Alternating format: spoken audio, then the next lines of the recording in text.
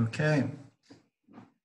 Sadashiva Samarambam Shankaracharya Madhyamam Asmadacharya Paryantam Vande Guru Param Vishwaro Pratmiti Murti Veda Vibhagine Vyomabda Vyakta Dehaya Dakshinamurtaye Namaha Savadanta Vedanta Gocharam Tamagocharam Govindam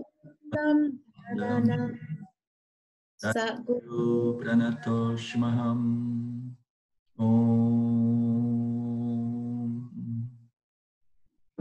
Om Shanti Shanti Shanti Om. Okay. Good evening, everyone. Welcome to our class. Let me see here. Speaker or gallery? This is a speaker. This is gallery. Let's stay this way. At least I see you. Yeah, I see you better that way. Last week we covered most of the first verse of the Vivekachudamani. The verse was I honor the teacher, the initial verse. I honor the teacher, the limitless self, whose nature is joy, who cannot be objectified by the sense and mind, and who is known through the teachings of all the Upanishads. So we have covered most of this verse about the nature of joy, the fact that the self cannot be objectified by the mind, by the sense, and the fact that the self is the object of matter of the Upanishads, of Vedanta. So the knowledge, I am the self, is a knowledge available through the teachings of Vedanta. Not that we can never get this knowledge from other spiritual circles, but the very base of this knowledge comes from these revelations, from these Vedic revelations that came directly from consciousness. So this knowledge is a revealed knowledge, meaning to say that it's a knowledge that is built in with the manifest, with the cosmos, with the creation of the universe. So the same way we have all these physical laws that somehow sustain the universe, and scientific discoveries are nothing that the uncovering of our ignorance is just removing our ignorance so that we can know something that is the very, very order or laws of fabric of the universe. So these laws, they are the very fabric of the manifest. And of course, the knowledge in reference to the very nature of this universe, of this manifestation, is also building within this creation. This creation, as we know, it's composed by its intelligent cause, material cause. It has its energy to it, and it has its manifestation. All of that is what we call Ishvara, the totality, which is a combination of all these factors. So, having said that, the Upanishads, through the teachings of the Upanishads, we can gain this knowledge of our limitless nature as consciousness.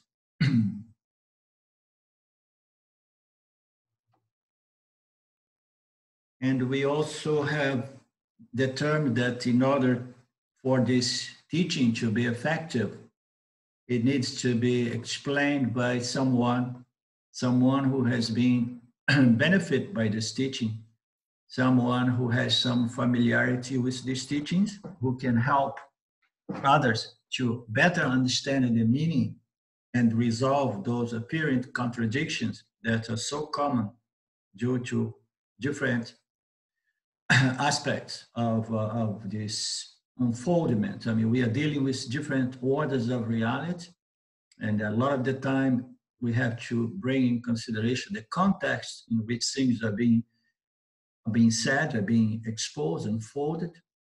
And for all those reasons, among others, we need a teacher. So therefore, the first verse says, I honor the teacher. And it's also asserted that the teacher is nothing but the self. What it means is that this teaching is not a property. It does not have a property right by anyone. It's not a teaching that was originated or created or designed by any human being. It's an impersonal means of knowledge, meaning to say that it came directly from the self. When I have this in here, my voice becomes very strange. It's directly coming from the self. But it's good to have it here because I don't need to speak so loud so that you can hear me there, you know? So it saves my voice. So this is a very touchy subject because this teaching is an impersonal teaching, meaning to say that it comes direct from consciousness, directly from the self. Of course, we know that it is building because the whole universe is sustained by a certain intelligent order, intelligent set of laws and rules, and it's intelligent designed. And this intelligence brings with it also the very knowledge about its true nature, meaning to say the nature of this manifestation is nothing but this self, which is the nature, the fundamental nature of everything. And that, of course, includes us, the human jivas, you know, the jivas with intelligence or with free will, with the ability to determine, know and understand and so on. So we have it clearly stated that this teaching does not come from human origin, but it comes directly from the self. And there is no confusion about that, actually, you know, because as I have said, this self, this universe is made out of knowledge. The fundamental nature of this universe manifests, or let's say the fundamental secondary nature, the fundamental primary nature of everything is consciousness, awareness, existence consciousness, which is limitless. But once Maya comes into operation, the very fabric, the very essential nature or essential appearing nature of this universe. I've lost you. Yeah, we lost you. Okay. I will read. Yeah, me too. Back now. Just a little bit? No, you're back now. Okay. But you lost must? Just a minute, half a minute, really. Half a What minute. you just said.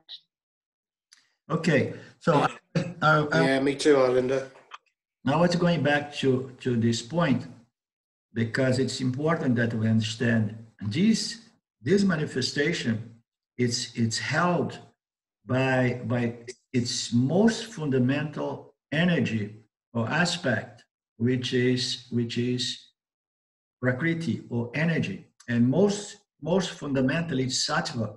Sattva is the knowledge, it's the intelligence out of which, you know, the other two energies come to compose the building blocks of the whole projection, the whole manifestation, okay? So it all comes from sattva. Sattva is a byproduct of Maya, okay? So the fundamental nature of this universe is intelligence, it's knowledge, it's made out of pure knowledge. And within this knowledge, there is this very knowledge about its own nature. The nature of this universe, it's just consciousness, the self, awareness, existence, okay? So, and then of course, it projects this universe of plurality of objects, sentient objects, inert objects, and then the objects evolve some of these sentient objects, they become human jivas. And then there we go, we have these creatures that begin thinking and contemplating, and they start asking these most fundamental questions. So what's the purpose of this life? You know, what am I doing here? And then it comes to the point of introspect to say, what is this consciousness here? What is this mind? What's the nature of my mind? And so on. So these questions, they need to be answered, because the answer are built in, you know, the same way any scientist, once they go about inquiring to discover certain laws, certain principles operating, they sooner or later, they stumble on the answer, because the answers are there waiting to be, you know, uncovered. Right? So likewise, these spiritual people with this tendency, this spiritual vasana that introspect their minds, they start investigating like scientists do on the in terms of scientific knowledge. They start investigating on the very nature of the self. And there they find the answers, because the answer is the very nature, it's the true nature of the entire manifestation, you know? So that's to say that this knowledge, it comes from consciousness. Of course, it comes through Maya, Ishvara, and of course, there are some agents involved. Those agents are some human jivas. In that case, we call them the rishis, the first seers, the first ones that got into these revelations. No? What is a revealed knowledge? A revealed knowledge is a knowledge that is always there, okay? But we are not aware of it. No? So it's present, it's existing, it's influencing our experience, it's conditioning our life like gravity, okay? But we never really, we never really looked into it. And then one day, we just realized a certain principle that is operating all the time. And then we say, okay, now we have the law. We have the understanding of this law. So it's a revealed knowledge in the sense that it was already there. It's always been there. It's not something new, okay? So this knowledge, it comes directly from the very, very fabric of the universe, which is nothing but sattva. Ishvara is pure sattva. This order of the universe is sustained by Ishvara and its laws. No? So everything is just knowledge here. Therefore, hence it includes self-knowledge, the knowledge in reference to the very nature of this apparent reality. It's all built in. So, and then the moment that some individuals starts inquiring into this, the questions, they come. They come directly from the self, by the means of Maya, Ishvara, and then they receive this knowledge, and then they see the value, the beauty, the importance, the how you say, the divinity of this knowledge, you know, the elevation of such knowledge. And then they did everything what they did to preserve this knowledge and to pass it on generations after generations. When people used to memorize everything, all these kids would go there just for the purpose of entire life dedicated to hold this knowledge so that it could be repeated to the future generations and keep going, you know. So it's a very ancient knowledge. And as we know, this knowledge is the only thing that can free the jiva from this sense of insecurity, this sense of limitation, this sense of inadequacy, you know, insufficiency, and so on. I mean, the human suffering can only be resolved by the means of this knowledge. And it's not enough that the rishis heard it for the first time and then they passed it on and then somebody else understood. So finally enough, this knowledge is only good to the extent that I myself understand it as well. It's not enough that others understand. This truth is only my truth to the degree that I hold this knowledge with doubtless certainty, okay? With full certainty of knowledge. Now I know that my nature is limitless, pure existence consciousness, okay? And I have no doubt about that, the same way I have no doubt that I am a human being, not a cat. No? So this, this text is gonna go about to unfold the meaning of these words. We have in our tradition these declarations from the Upanishads, and one of the most popular or famous is Tattvamasi. No? You are that. No? So the jiva is in reality the self. Jivatma is not apart or separate from Paramatma. Okay? So how are we going to reconcile this statement, this declaration, is going to be the purpose of this text. This text is not a text for beginners.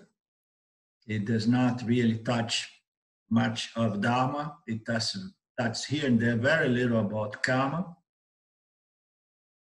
Therefore, we will not have much the opportunity to go into those yogas that helps us to develop the qualification. But since we don't have any beginners here, we have only one young lady, but she seems to be so smart that we should not be concerned about her.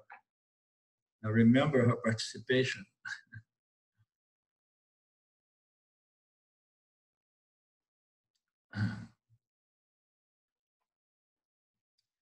So we need to keep doing our work until we understand why the statements coming from the Upanishad says that you are already Satchitananda, you are already limitless consciousness.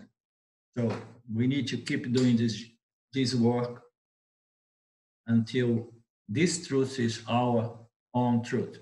Only then we can say, okay, now I agree and I accept and I fully embrace the statements, you know, this ultimate statements of the Upanishads. So the verse number 2 is about the value of a human birth. It is by the grace of the self that life's highest blessing is gained. The status of a human being endowed with a burning desire for freedom and a relationship with a qualified teacher. So this verse is very beautiful and very rich because it introduces us to certain principles, certain concepts of Vedanta. One of them is the one of karma, because it says that it is by the grace. It brings the notion of grace and brings the word like blessing.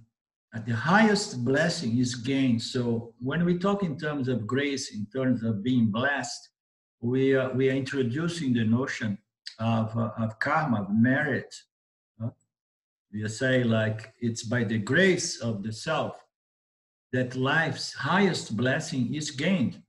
So it's saying, first of all, that the highest possible blessing is to be born as a human being. And why? Because the human being is equipped with intelligence and the ability to discriminate, discern, and choose, decide, choose. So we are the only creatures in our planet, at least. We know only life in our planet.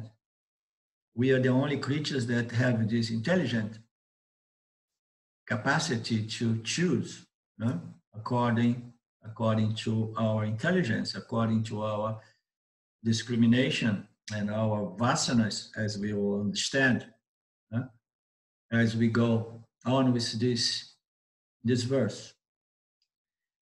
So it is by the grace of the self that life's highest blessing is gained, which is a status of a human being endowed with a burning desire for freedom. Now we are bringing in a second element.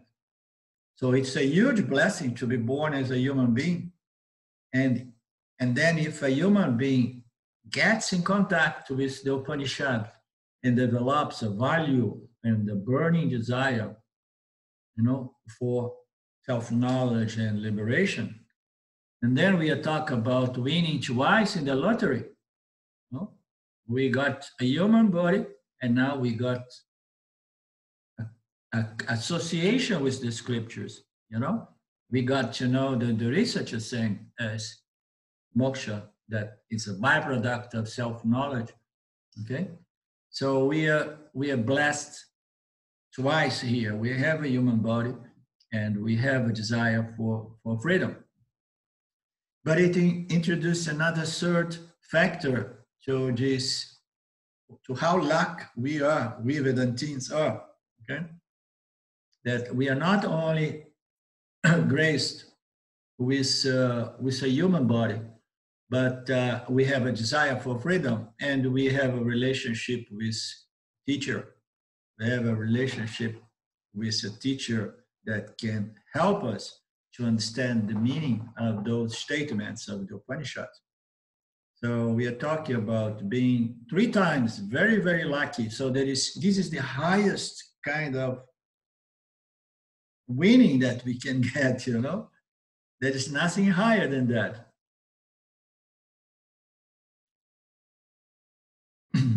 So we have these 3 conditions: human birth, the freedom, desire for freedom, and a teacher who can facilitate the fulfillment of this desire, or the understanding of the meanings of this scriptural knowledge.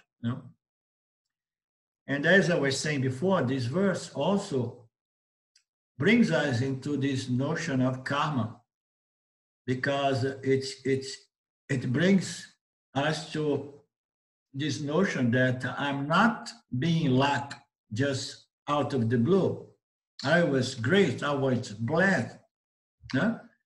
And then this grace, this bless, needs to be properly understood, because as we know, nothing really falls from the trees, except of course apples and some other fruits when they are ripe. But nothing falls from the sky, in the sense, if we want something, we need to work for it in whatsoever level it is.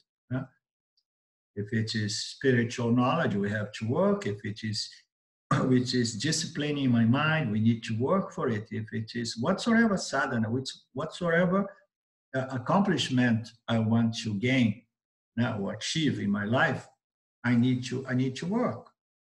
So even when we don't do much and we buy the lottery ticket and win, we can explain that as a result of karma as well. Okay, because karma will explain everything the moment that we really look into it with an open mind, following the logic as presented by our scriptures. We understand that everything here is governed by karma.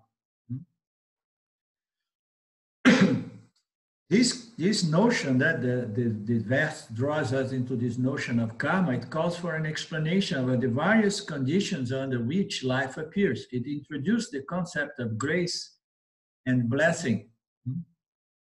So quite simply, karma means action. Literally, the word karma means action.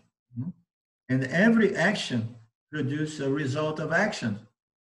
Even in physics, we know that every action produces a reaction. It's the whole universe. It's about action, reaction, cause and effect, cause and effect. So we need to look into karma at this point to understand this statement that it is by the grace of the self. Because as Ramji likes to say, grace needs to be earned. Grace does not really happen like that. We cannot do certain things with our life and then expect wonderful results.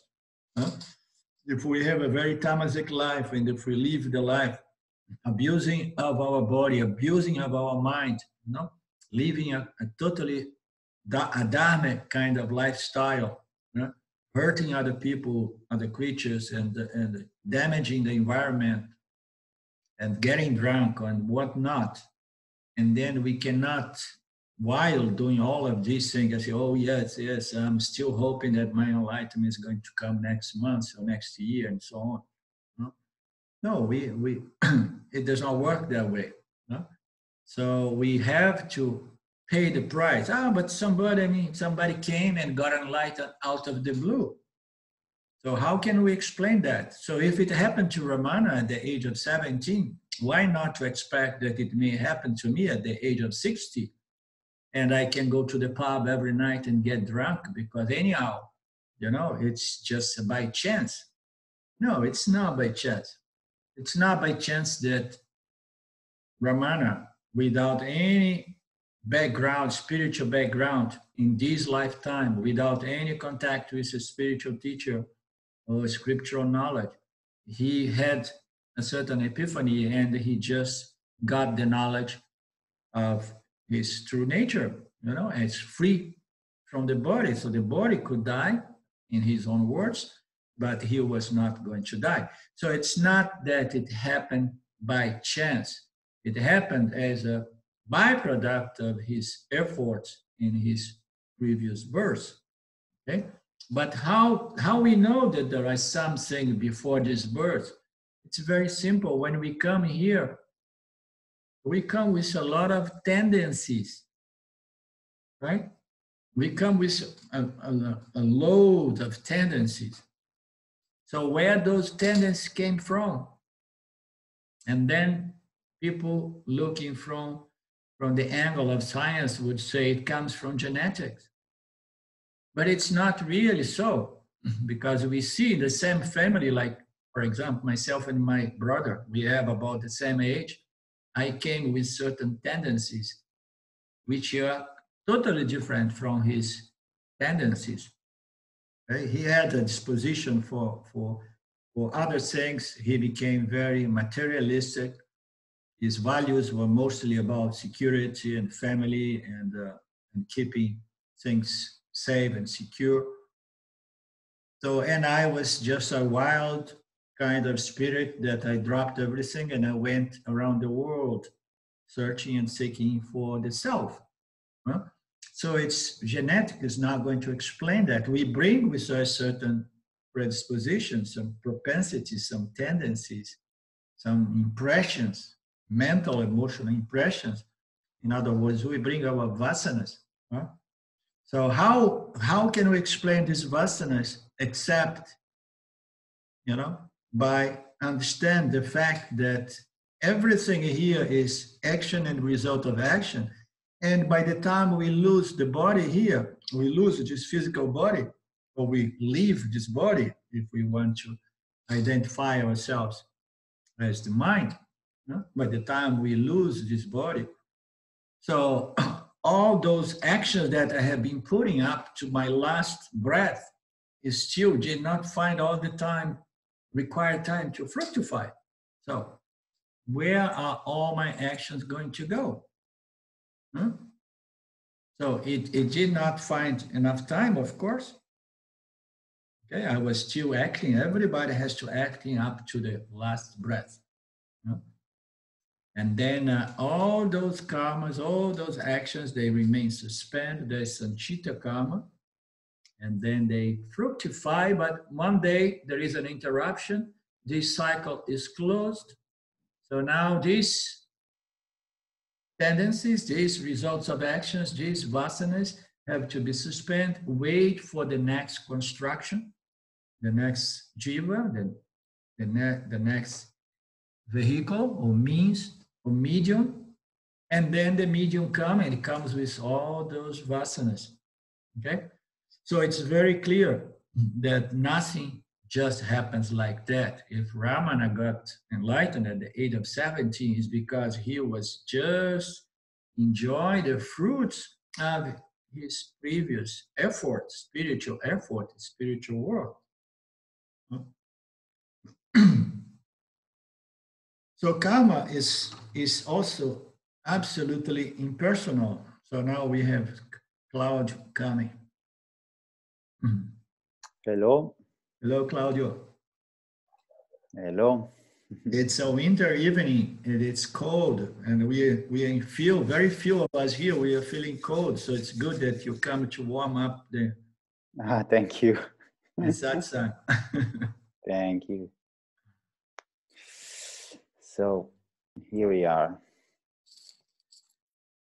Okay. Quite simply, karma means action, as we said, and action does not stop at action itself. It has some repercussions. The repercussions of actions are the results of action, and they somehow they go into the system and they fructify in due time, and we never know when they are going to fructify. Some of these actions they remain suspended for a long time because everything affects everything else. We have our understanding of karma and how it conjuncts, it comes together to bring about our prarabdha karma. It's such a complex equation that only Ishvara can figure it out. And Ishvara makes no mistake. It works it through its huge, beautiful, intelligent equation, karmic equation, and bringing about for every doer of action, its karma. Everyone is getting its karma. And it's a totally impersonal system. So, and it operates in a way that it's not that I will get exactly what I want. I'm doing this action, I'm behaving well already since more than 5 minutes. I want good results here, Ishwar. No, it's not about that. No, it's impersonal. I don't get necessarily what I want next moment, next day, next month. I get what I deserve. We all get what we deserve, right? So everything is about this law. It is what it is. And the question of karma can get complicated when we try to understand all this difference in the human condition. Why someone is suffering, why someone is enjoying, why someone is so rich and has so much money that one cannot even spend, and why some people are suffering hunger and without a roof over their heads and so on, living on the streets, or in slums. So how can we explain all this suffering in the world, these hungry children? So all of that is explained by karma. But as I said before, our ability to understand this equation is very, very, very limited. There are so many factors. There are 3 levels of factors, by the way, affecting this field, this karmic field, okay, cause and effect field. Some of these factors are known to us. Some of these factors we know very well because they relate to our own ability or inability to act in a certain way, act in harmony with what I desire, my desired goal. So if my goal is, I have it clearly, like this is my goal. But if I fail to act in harmony with my goal, and I fail to conform my actions and my goal with Dharma, chances are that I'm not going to get good results. And that is all due to my limitation, my own skill, my own ability. Okay? It's my personal inability to respond to the field in a proper and timely way. So this is one level of a factor that influence the karma. And then there are other factors that we know that exist, but we know that we have no control whatsoever. For example, we know that there are a lot of nuclear dirt bombs around the world. We know that there are terrorist groups. We know that, one of these days, one of these bombs may go off and may cause huge damage to our way of life that may affect everybody, no matter how good my karma is, okay? So we know that there are some factors that could affect me directly, could affect my life, the way I live and so on, my punya, you know? So we know, and we know that we have no control over millions of these factors that we know that exist, but they are beyond my control. And then there is a third level of factors, or category of factors that we call, that is the unknown factors. Okay? So there are factors that we don't know, but we know that they exist in the realm of the unknowable, something that we have no clue.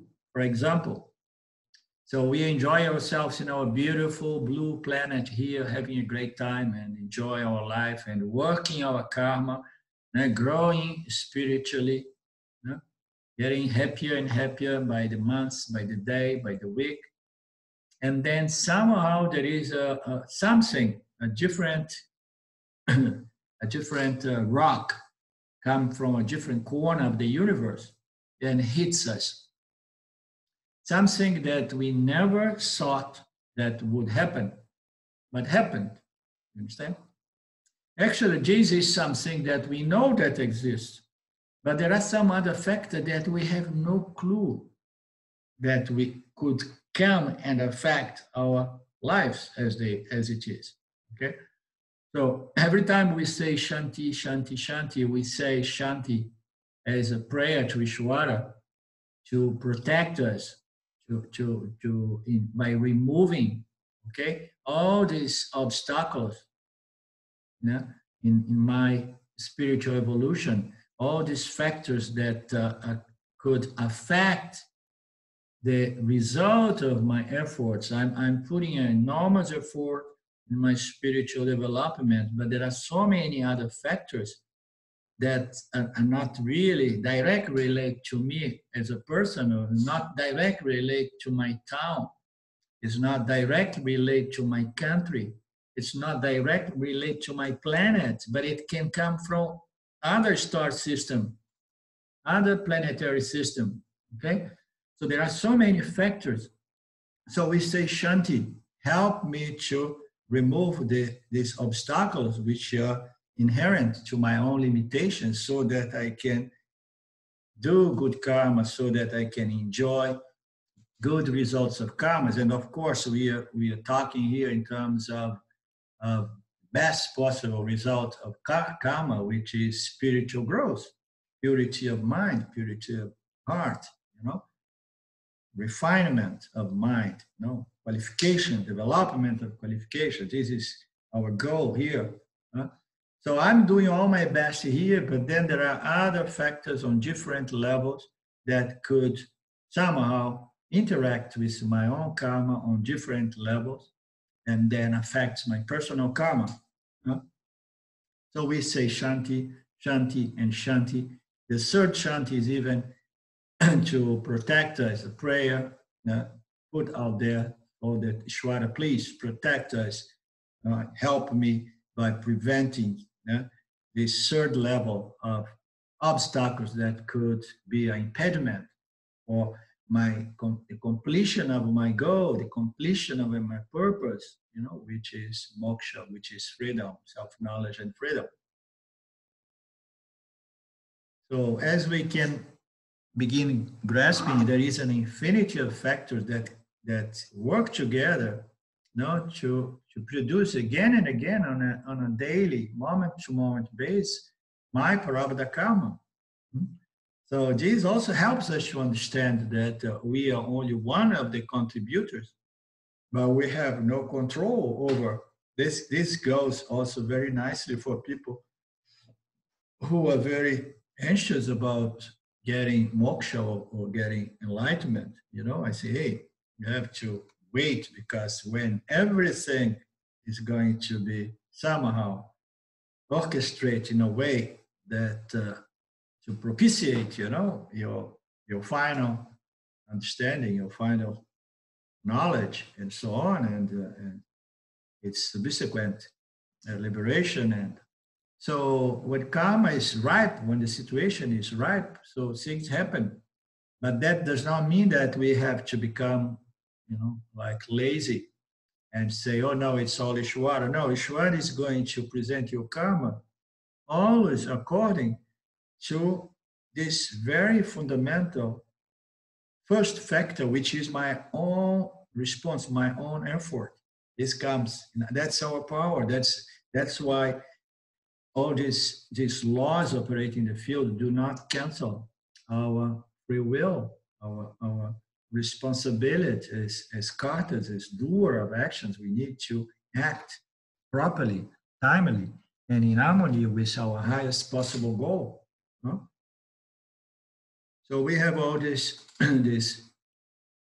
factors operate simultaneously to bring about our prarabdha karma, and it happens on a moment-to-moment, day-to-day basis. The totality of all factors is also called the daivan. This is a beautiful word, daivan. The totality of all these factors operating to bring about, my prarabdha karma, everything, all the laws, all the factors, it's called daivan, which is another name for Ishwara, okay? The order, the karmic order that deduce each one of our prarabdha karma. The cosmic order.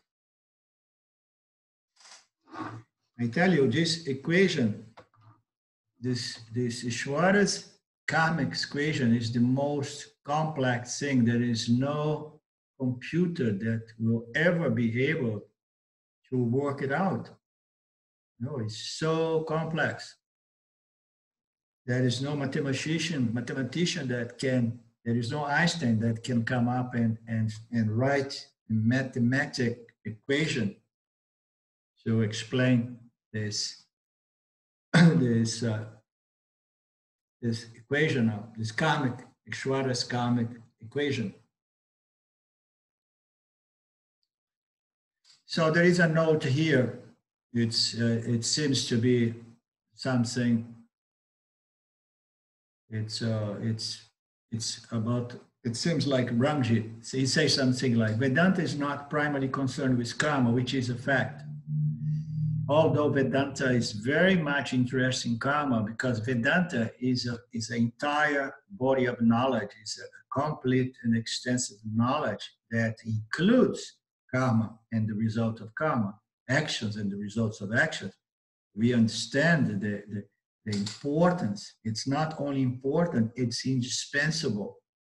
Okay, it's not something that we can just bypass. What we see most often nowadays is spiritual bypass. People say, no, you don't need to deal with karma. We don't need to deal with actions and efforts and sadhanas and results of actions. All of that belongs to mithya, and mithya is not real. Right? So we don't need to deal with all that. Let's just reject all of that as useless. Okay? And say, let's just go for the final statements of the Upanishads, which exalt my true nature, free nature, ever free nature as consciousness. That's great. We can do that. We can go direct to the Jnana Yoga. But no, Vedanta is not about bypassing karma. It's not bypassing karma, dharma, yoga. But it's all about going through this preliminary stage so that we can develop the purity, refinement of mind and the qualification that will allow us to understand those final statements of the Upanishad. So we are not really concerned with karma, but with knowledge. Yeah, fair enough. We are concerned about knowledge. It accepts, however, that those inequalities in the human condition can be understood as the results of this impersonal system called Ishwara. Ishwara is this impersonal system constituted by all these laws that produce again and again this results of actions we call our karmas, our life situations, our life circumstances. And this is absolutely impersonal. There is no individual that can say, my karma. No, it's not your karma. The only moment that we can say mine is when we're about to decide how I'm going to act now, how I'm going to respond to this stimulus. But the moment that I'm about to respond to one of those stimulus from the field, only then I can say, so what's going to be my action? But as far as my prarabdha karma, that is provided by Ishvara, the moment that we put our action in the field, it belongs to the field, because it belongs to Ishvara. Ishvara is going to process it and then bring about our karma, our life circumstance.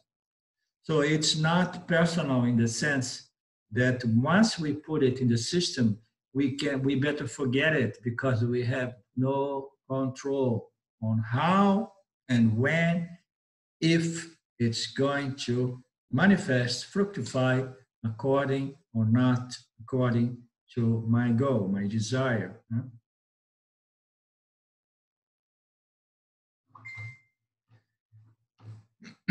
So all these inequalities in the human condition can be understood as the result of these impersonal laws, impersonal law of karma.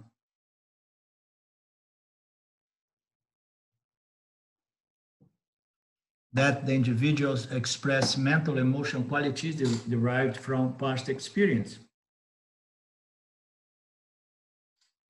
And the problem is that this past experience that we think, oh, my past experience are influencing my actions, my thoughts, my emotions, my feelings, my words. By this past experience, they are not only limited to yesterday, last month, last year, not even limited to my childhood. So this past experience putting pressure on or influence the way I feel, I think, I say things, and I do things. It goes all the way to even previous births. So it's a very, very large, wide system that just leaks or overflows from one birth into another. These impressions, the results of actions, they keep just overflowing from one birth to another. So from the standpoint of us human beings, we experience this reincarnation, but we say that it's provisionally accepted as a phenomenal truth. Vedanta says it's provisionally accepted as a phenomenal truth, as a meteor truth. In truth, causality is the law. In meteor, causality is the law. In meteor, duality is law. Cause and effect is law. Action is a must. If we don't act, we cannot participate in meteor. We cannot survive in meteor without responding again and again to the field, interacting with the field. Oh, we're born in here, we say, no, I'm sorry, but this is a mistake. I don't want to participate. I'm not going to respond. Okay, I'm not going to act. No? So no, we cannot.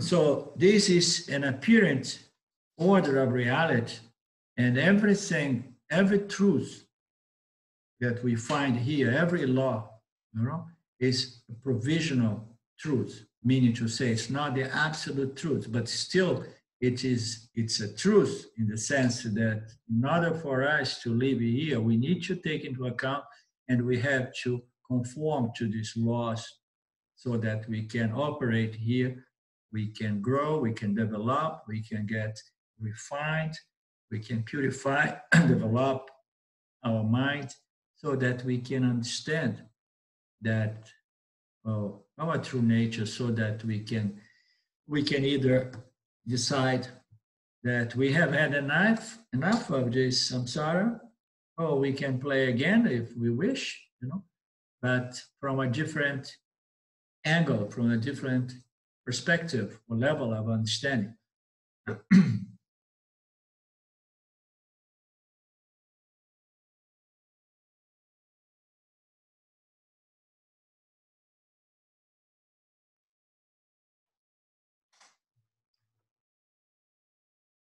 So when a human being is born, the type of body he receives, as well, the kind of mind, the kind of emotional body, the kind of tendencies or attitudes or samskaras that easily they develop in early age, the kind of parents, the kind of culture, the kind of environment, country, everything, the opportunities we're going to have, okay? The social condition, if we're going to live in a period of prosperity or in a period of a war or depression, everything is determined by our karma.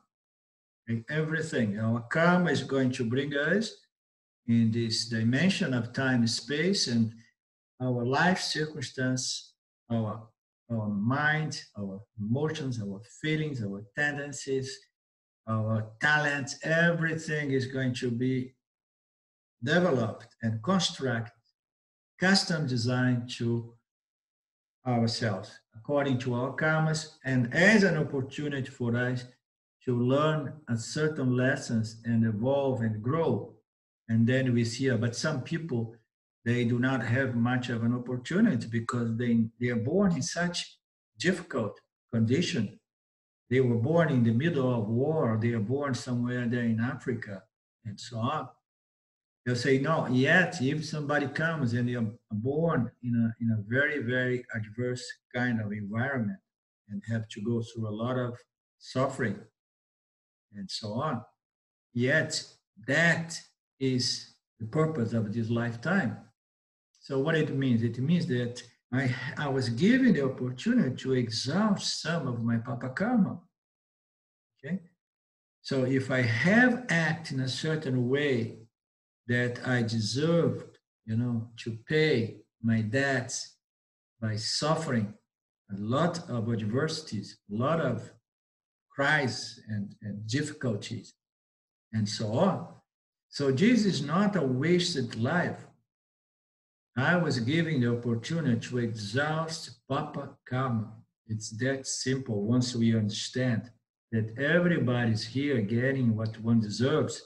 And it's not for the sake of being punished. No, it's for the sake, hey, exhaust this papa, get clear again, and then you have the opportunity to start over again once you have paid your debts. When we exhaust our credit cards, we have been maxing out all the cards, and then we have all these thousands of euros of debt.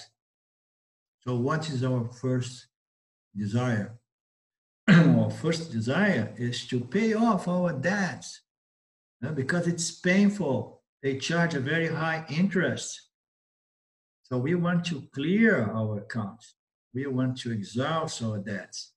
So likewise, an individual, he should be happy. And not only he's exhausting his papa karma, but he's being given the opportunity to connect the dots and try to understand certain lessons. The purpose of life is to learn and grow. And by the way, we learn more through suffering than through having a good time. When we are really having a good time, very rare instance like Buddha. He was there in his kingdom, in the palace as a prince, and with all comforts, all luxuries, all pleasures that one may imagine. And yet he walked out from that. But it's very rare. Usually when we have everything going for us, it's so easy to get caught up, and just forgetting that the purpose of our life is to keep learning and to keep growing, to keep evolving.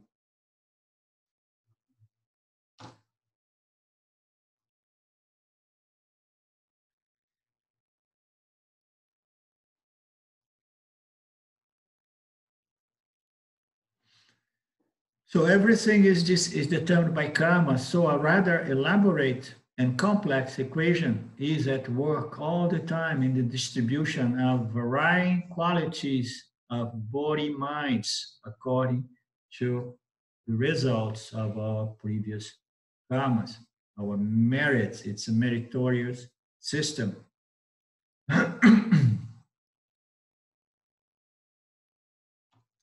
So reincarnation also in our scriptures, it maintains that an individual can also, over the course of many lifetimes, not only progress, but it may fall. Someone not necessarily remains, like the first verse we're saying, we are blessed, or this verse number 2, huh?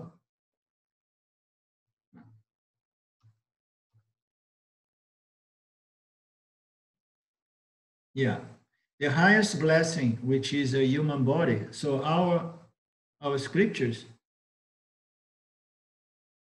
maintains that an individual, not necessary, we should never take for granted that we remain human, although most of us, we don't care. Because if we don't behave like humans, chances are that we are not going to get another human birth. So in the beginning, this verse says that we are very lucky because we got a human birth, which is the highest kind of birth we can have. And then we have a spiritual inclination, so we are twice blessed, and then we have association to the scriptures and the teacher. So the scriptures, our scriptures say that it's not to be taken for granted that we will always evolve, meaning to say we're going to always get the same body, same human body, and it's going to get only better. No, it can get much worse.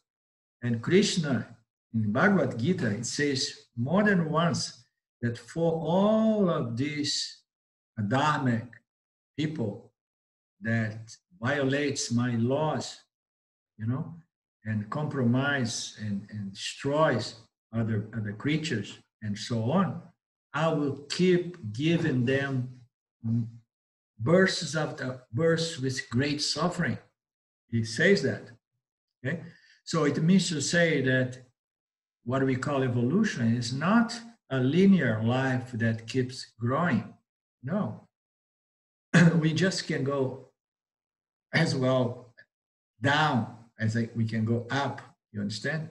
We can go either way. Such is the power of our free will, our choice, moment to moment choice, our mental ability, development, so that allows us, it's so important to develop a pure mind, a clear mind, so that we can make good choice and grow, because we can go down. A spiritual fall is the most simple thing, and the scripture go to the extent to say that we can be reborn as an animal, we can be reborn as an insect. People who somehow do behave pretty much close to animals, Ishvara has no reason to give them another. Remember, Ishvara is a system. It's nothing personal. It's pure intelligent system. Okay, it's like a huge self-conscious computer that we have no means to understand, and it's going to produce another body. And of course, if the person does not deserve another human body, it may get a body of a chicken or an insect or a fish or whatsoever,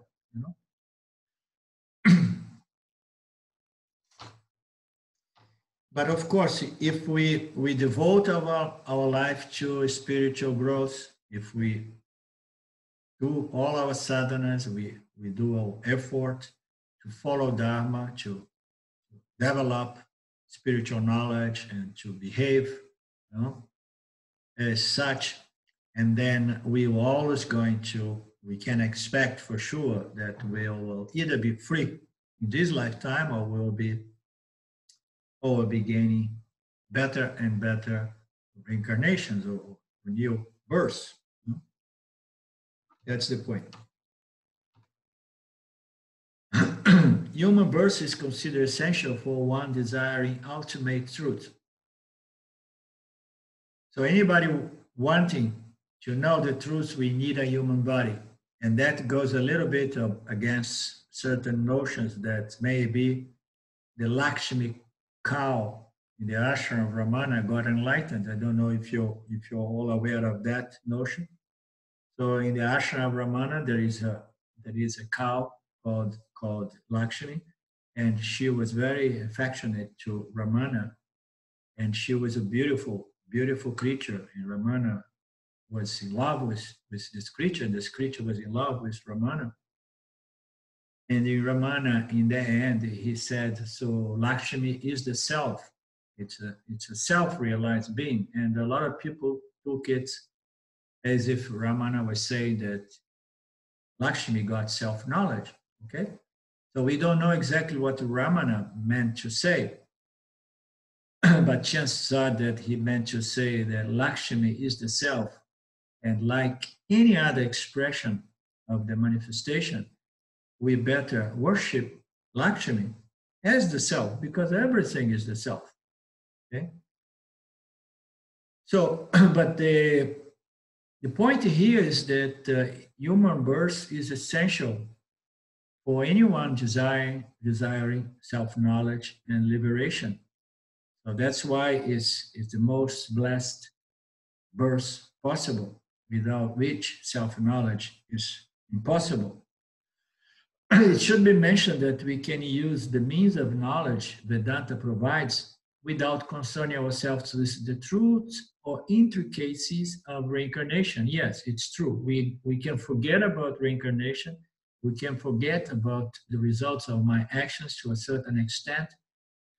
I say to a certain extent because as Vedantins, we know that actions and results of actions is the very, very law. It's the very engine of our own life. So if we want to develop pure and more clear mind, we need to act in a certain way. We need to study, contemplate, meditate, refine, discipline my mind, and so on. So to a certain extent, we can forget about cause and effect on a long term. Why we say that? Because sometimes it may become a distraction. People got so curious about the scene. So who I was before and what I'm going to be in the future, and the purpose of reincarnation is not to distract us from our day-to-day, here and now, effort and goal, which is mental purification, mental development, preparation of development of qualification, and self-knowledge and moksha. So this is my goal. But it's interesting because I meet some certain people with older age, people in their 80s, or even late 70s and 80s, that a few times they express their concern, like, I'm still working, and it seems there is so much work ahead of me.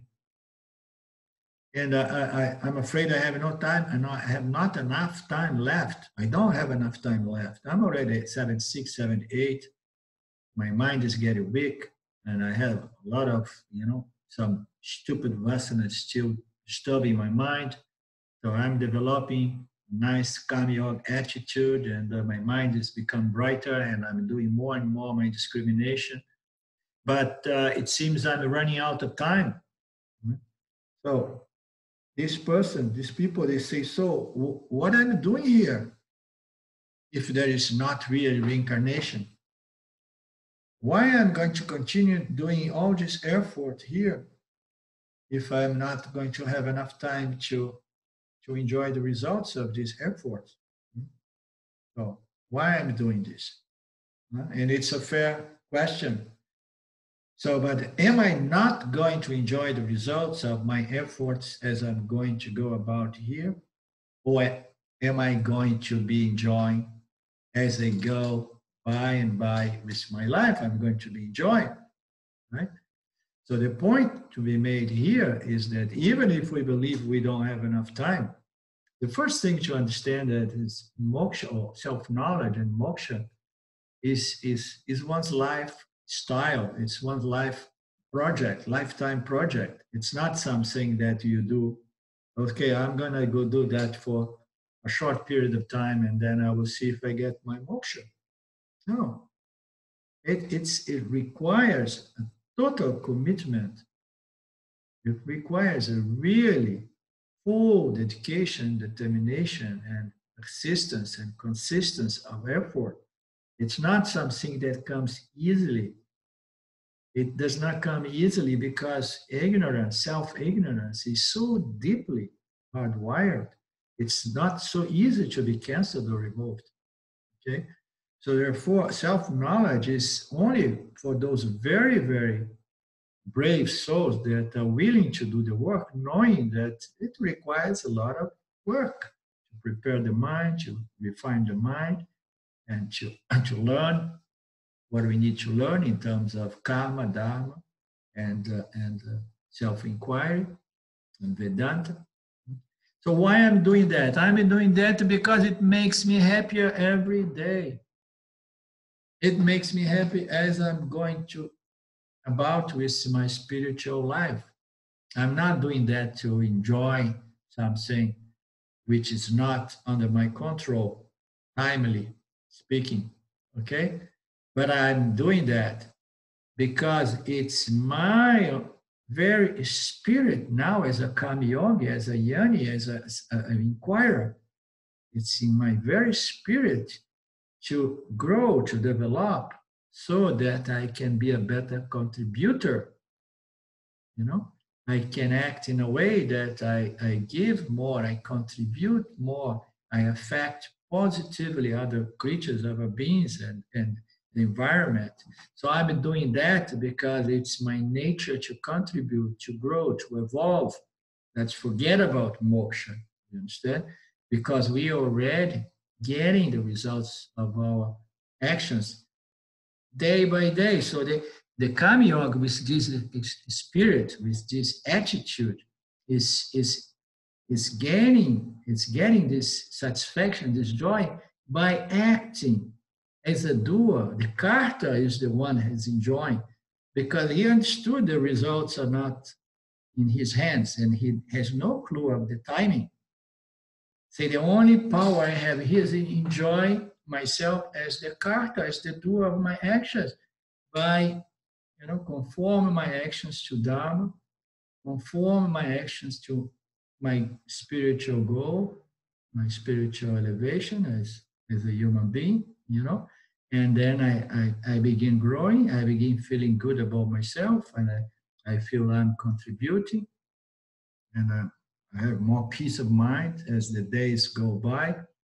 So that way, I'm already enjoying the punya, the results, the positive results of my actions. And we live these things about. And moreover, if the spirit of karma yoga is to contribute, and if you understood that these karmic laws, they cannot be rejected, that the results of my actions of today are going to be fructified for the next birth in the journey of this soul here, the next birth, because there is always, when the music stops, okay, there is always some all these actions that did not fructify, did not manifest its results, that are going to be suspended for the next birth. Why not to prepare nice vasanas for the guy who's coming next after me? If my very spirit is the one I'm contributing, okay? So, no, because I'm not going to remember who I am. It's not myself. Who cares? No, that's not the attitude that we want to have. Huh? We don't want to do things just for the sake of enjoying mine results. No, I'm doing actions with the spirit of contribute to the field and for the next guy who comes, who is going to be born out of this vasana package, This vasana load is going to produce the next guy, the next person. And so let's prepare a nice soil so that these spiritual seeds can grow, and this continuity of this life stream, can have a better time, can flourish, can grow, and so on. Does it make sense?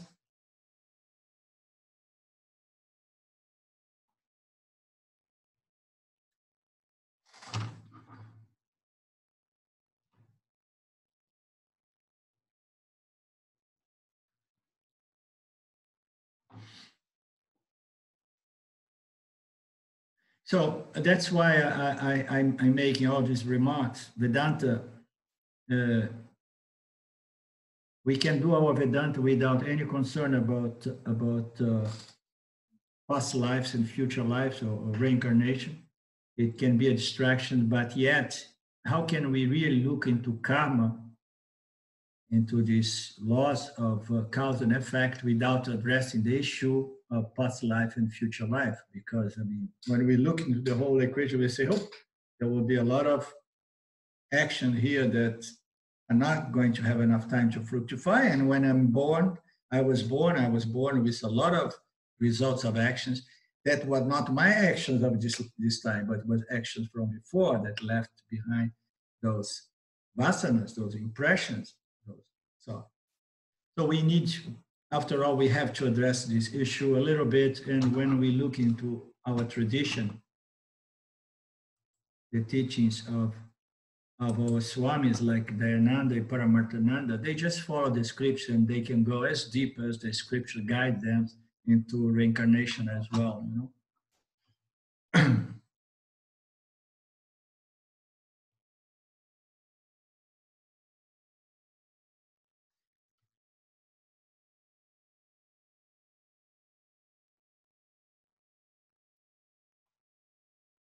Okay.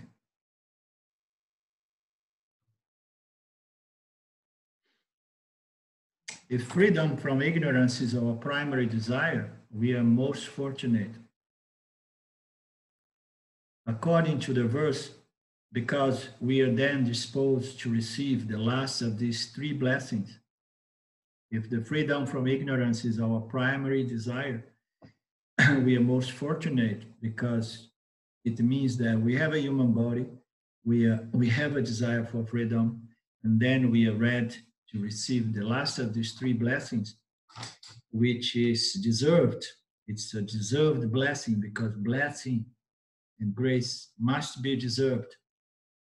A teacher who can facilitate the assimilation of the ultimate truth, the truth in reference to one's true nature. This desire for freedom from ignorance, however, will not produce freedom unless it is the ordering principle of our life. So this is a good statement. This desire for freedom that we all have on different degrees, this desire for freedom from ignorance, however, will not produce freedom unless it is the ordering principle of our life.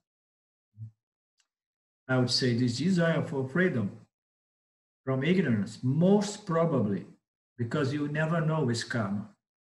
The karmic law is such that sometimes we may be surprised, okay? We don't know how much punya we have accumulated from previous efforts, from previous births and so on, okay? But generally speaking, if this desire for freedom from ignorance, this desire for freedom from ignorance probably will not produce freedom unless it is the main, the ordering principle of our life. So our life has to be centered about that in most cases. It has to be the most fundamental principle operate in my mind is what I want the most. You know, everything else has to be accommodating to it. I should never accommodate my spiritual life to my material life. I have to accommodate my material life to my spiritual life. Okay? And that is a step that is sometimes risky for a lot of people. And the next verse, we are not going to have time, it talks about, it's a very nice verse that talks about spiritual suicidal. As we know, a lot of people is interested in spirituality, but they are interested in so many other things, and there is nothing wrong about that. There is absolutely nothing wrong about that. Everything has its time. Maturity cannot be forced or imposed. Okay? So we need to go through our own process of growth, of evolution, of connecting the dots, of learning through our failures, our mistakes. Okay? And then by and by, this understanding is going to develop bigger and bigger value for self-knowledge and moksha. And then our interest, our dedication, our consistency of effort, all of that is going to grow as our understanding improves. Understanding of the value of all values, real value behind all other values.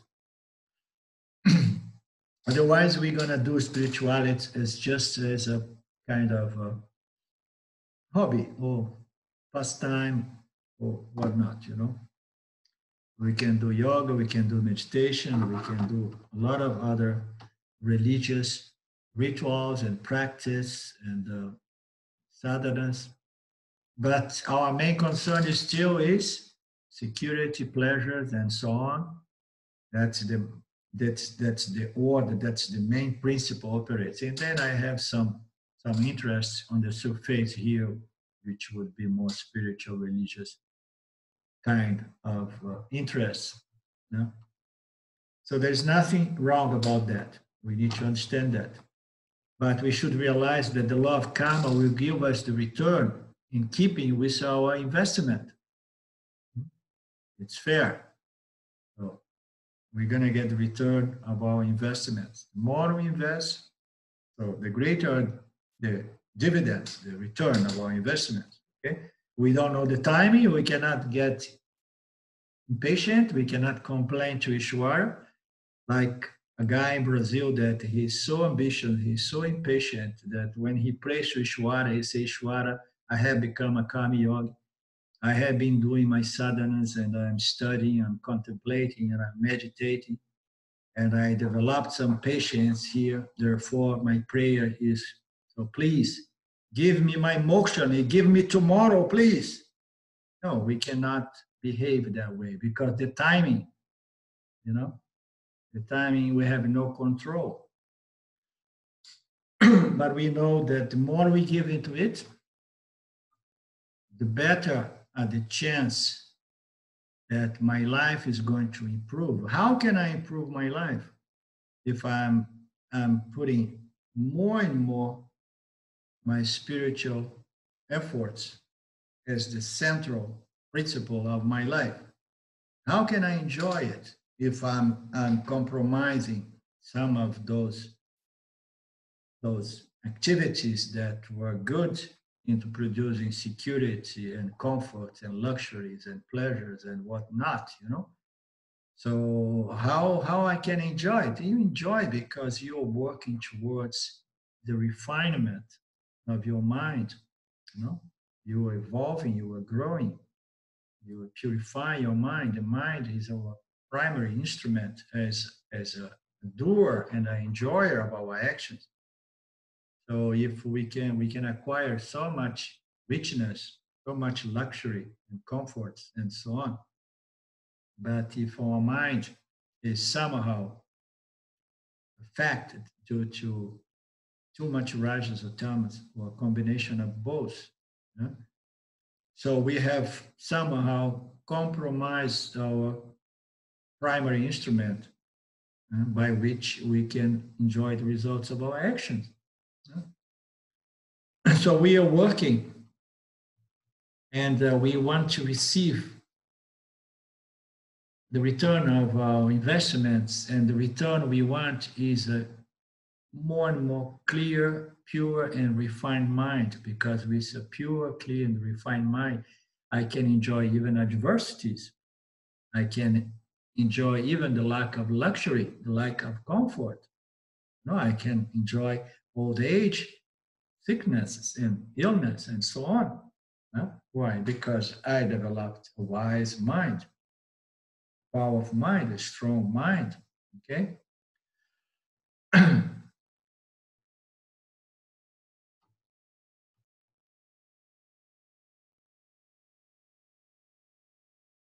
So Dharma is the pursuit of a religious lifestyle, but leading a good moral religious life will not necessarily free us from self-ignorance.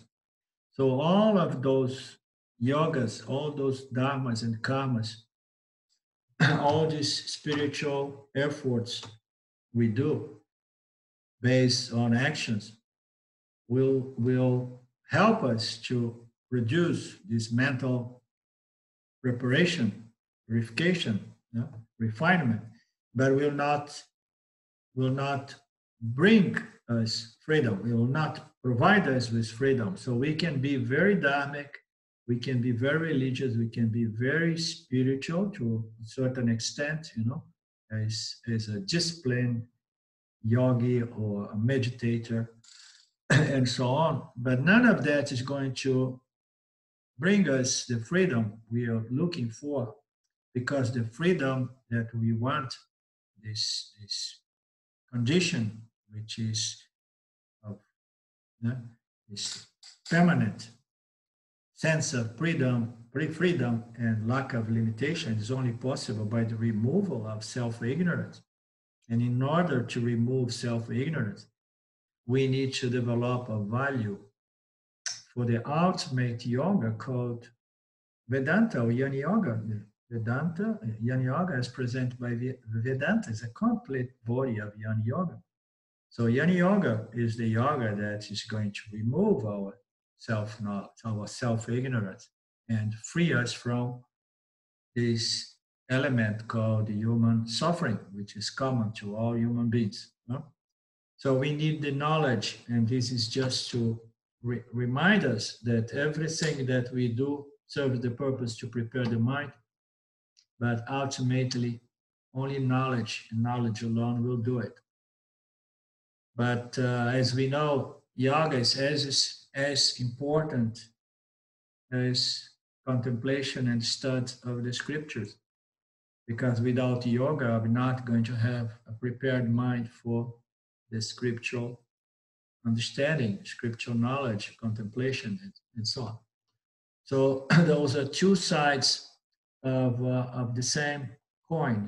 We need to prepare the mind, and then later on we need only to contemplate and understand, so that our ignorance is removed.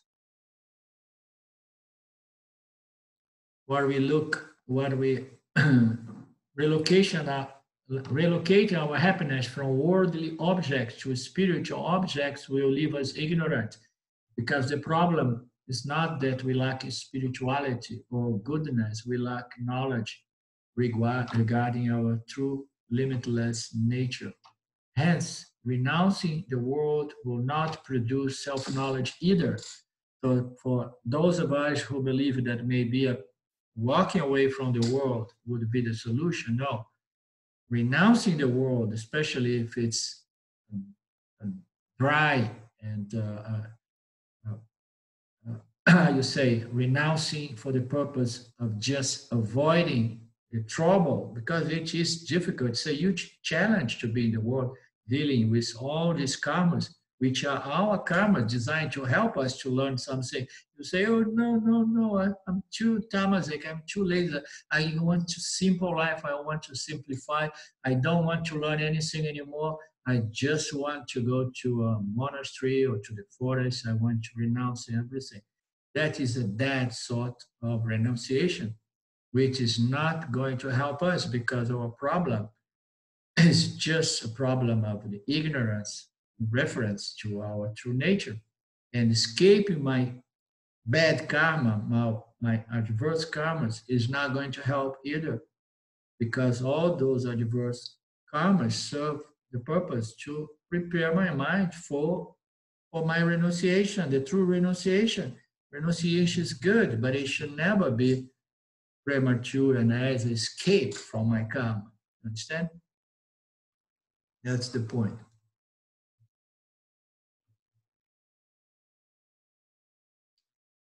Okay, so it's about 9:30.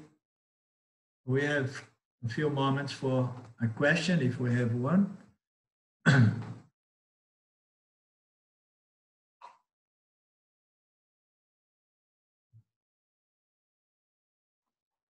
Linda froze again.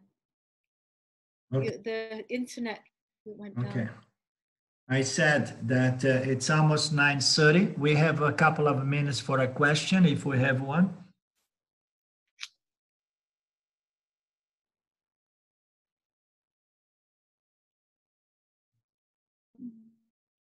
Maybe I do have one. Okay, there seems to be a very fine line between the previous point that you made, that we need to put our desire for moksha, liberation, in as the like central focal point of our lives, and to order everything else around it. And there seems to be a really fine line between this, because going to a monastery can be done from two different motivations, either as like the ultimate pursuit of freedom, or as a way to escape dealing with our karma. And it's something that I personally have struggled with, because I've been on the verge of renouncing everything in order to pursue liberation. But there's still a part of me that says, okay, maybe it's just the easy way out. So it's difficult to say when our intentions are pure. And I'm just wondering, is there, apart from being honest with ourselves, is there any way that we can, is there a test? Is there anything that the scriptures say on the topic? Well, that's a very good question. And I'm a little bit impressed to see that you have been to that crossing, like, whoa, I'm almost ready to walk away from everything. And I know the feeling, because I had been there. It's a common feeling, and it's a feeling that when it comes strong, usually it denotes a certain spiritual maturity.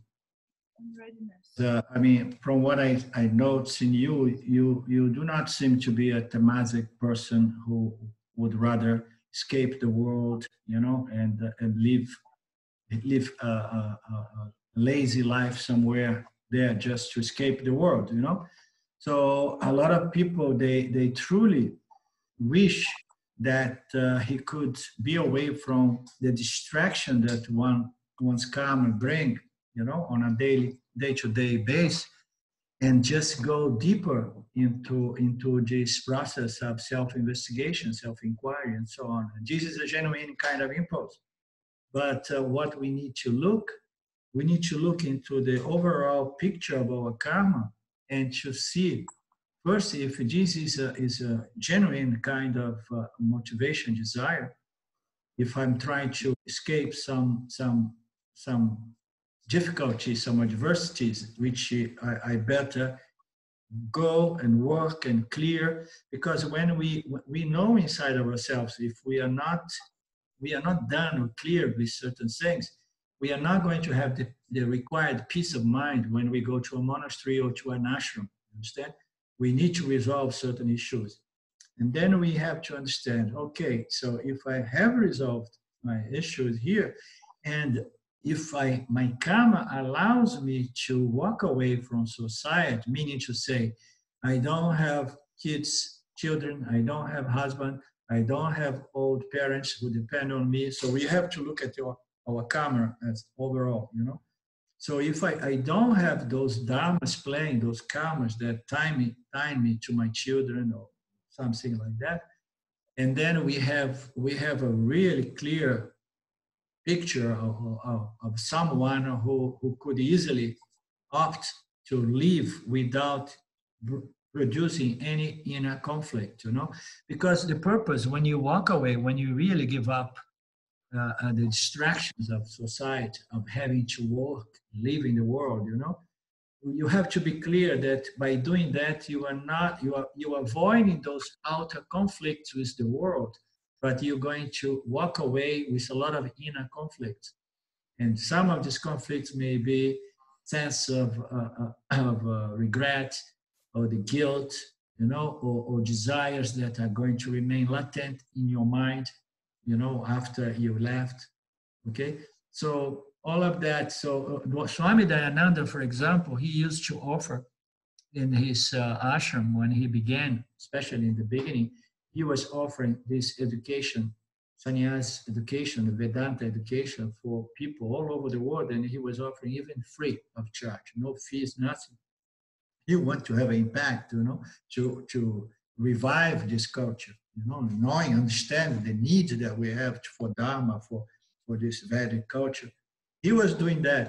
People used to go for 3 years, everything paid, and study. Then after 3 years, he used to really make a point to the person, oh, you can go back, find a job. If you want to have a wife, I help you to find a wife. If you need a job, I help you to find a job. If you want to stay, you stay, but don't become a sannyas. Stay and try for a year or two, because to really renounce everything and become a sannyasi, we see in the Indian culture, it's a one-way street. If you become a sannyasi, you cannot go back. You have to renounce everything. Your identity, all your assets, all your properties, all your money. So you have to be very sure about what you are doing. Huh?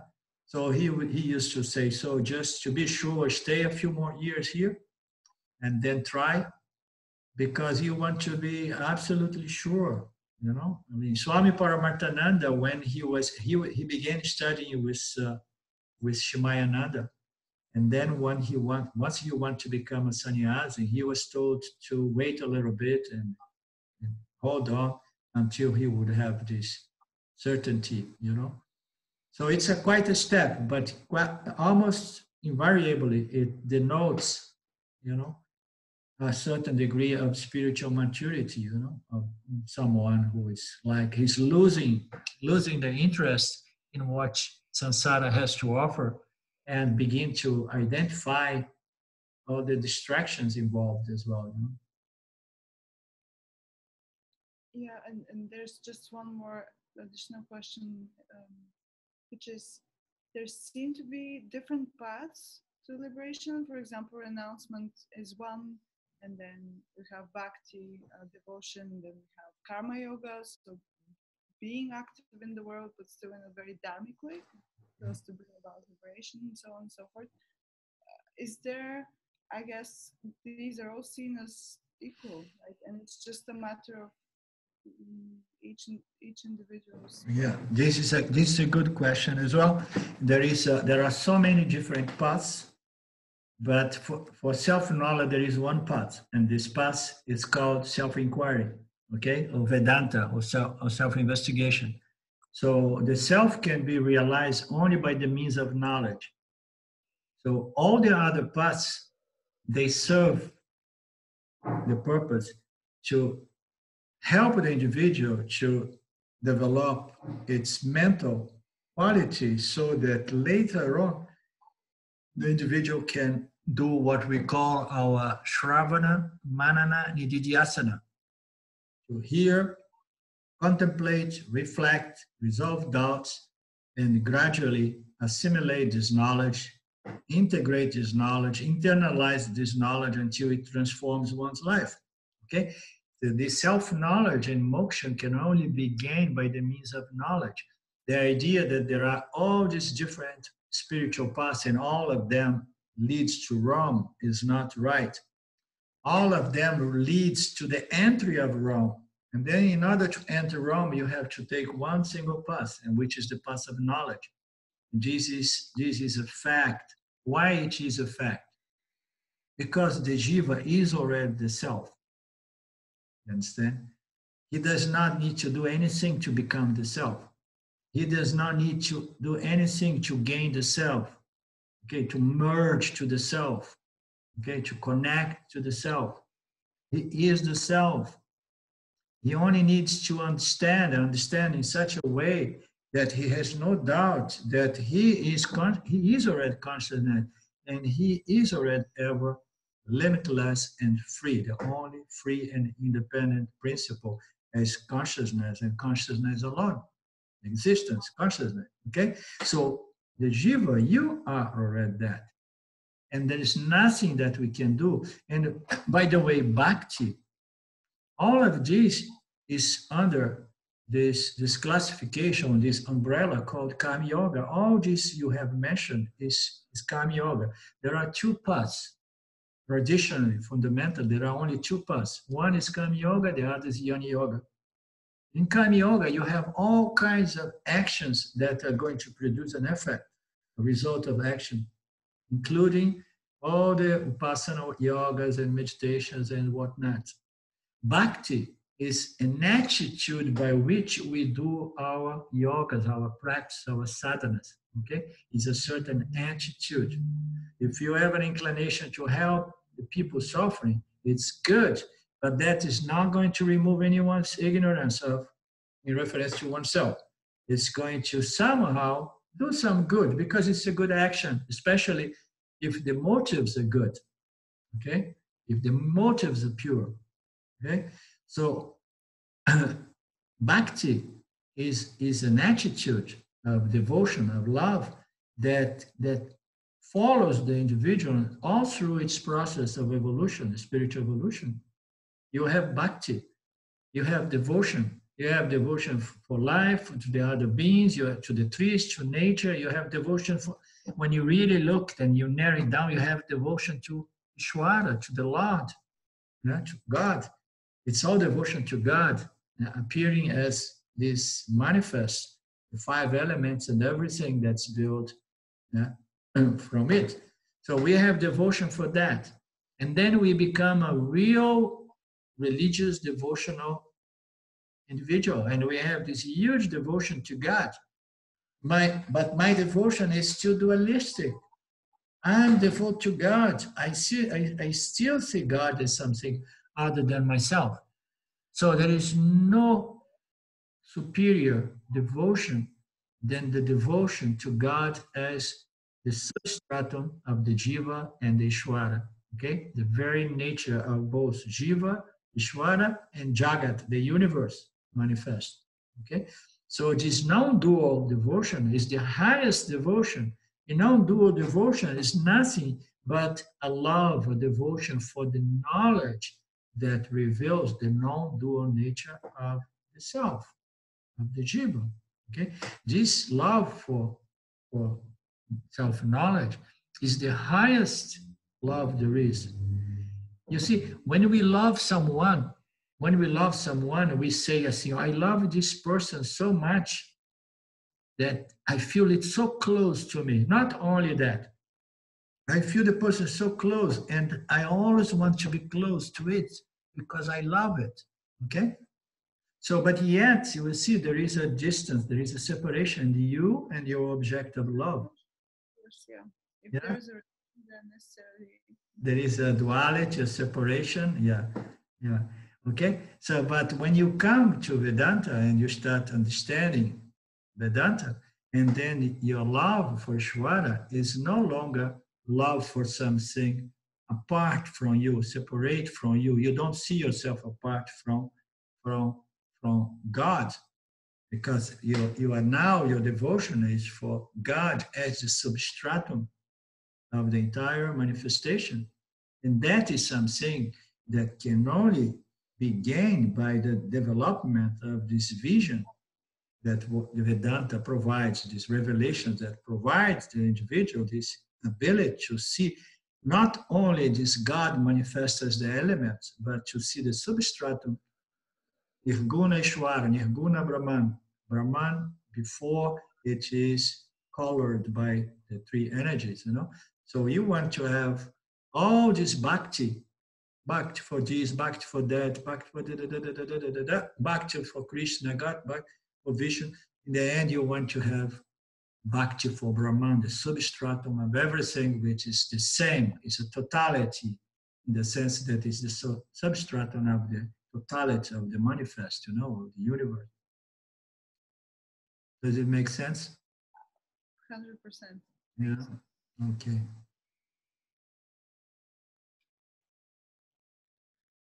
Okie dokie. Thank you, Alinda. It was a pleasure. I was feeling better today, so we'll try to do it again next week. Yeah. And we go week by week. We see how it goes. Thank you very much. Thank you, Arlinda. Thank you. Om Purnamada Purnamidam Purnameva Vashishate Purnasya Purnamadaya Purnameva Vashishate. Om Shanti Shanti Shanti. Namaskara. Good night, everybody. Much love. Night. And see you Night. next time. Bye. Thank you. Thank you.